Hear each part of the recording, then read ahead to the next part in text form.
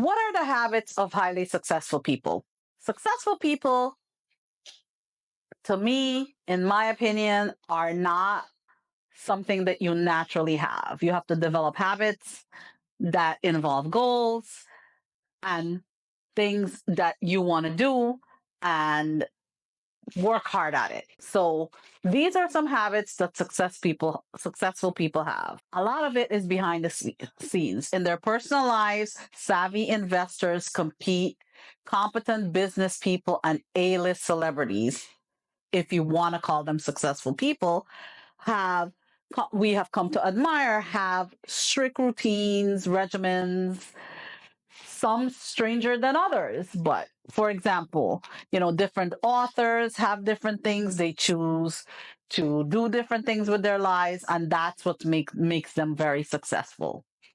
It works for them. So you have to develop your own habits that work for you. Truly successful people have a mixed bag of different things across the board that makes them successful and is the foundation of their what fulfills their lives. But we're going to go through a couple of them. They wake up early. Now, this is not me, and I'm a successful person, but most successful people wake up early without an alarm.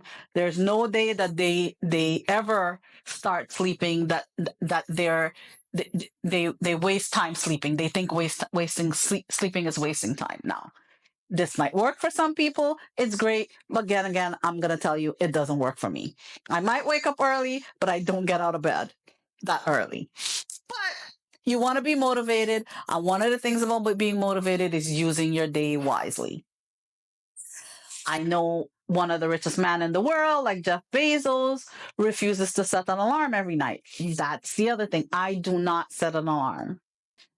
My body clock is set at a certain time. I'm awake, I'm thinking, my day has started, but that doesn't mean that I'm physically moving. That's just some of the things that I do. So that is one of the things about a successful person. They wake up early. They do not need to set an alarm because their body clock tells them what to do. The third thing is they prioritize exercise. Now, this is one of the hardest one for me is prioritizing exercise. I'm really not a gym person, so you have to find the exercise that you are interested in. For example, I like Zumba, so all of the cardio, and I like yoga for relaxation and stretching. So those are the two exercise I like. So in order for you to work on an exercise and you prioritize your exercise, you don't have to be a gym goer. You just need to find what makes you happy and which are the ones that are the most entertaining for you.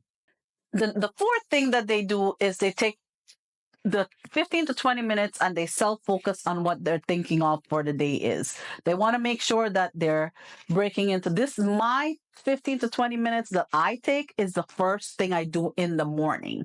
Not everybody does that. People decide that they want their brains are not awake even though their body is awake. Well, my brain becomes awake much faster than my body. So I take my first, sometimes half an hour of the day, and I work on my thinking for the day, what are my goals, say my prayers and ask God to forgive me for the things that I have done wrong and help me and guide me for the things that I have done that I need to do and where he wants to guide me. The fifth thing is actually very analytical. It's analytically organize, plan, and act with critical analysis. Honestly, this is basically saying you're organizing your brain, your mind, your soul.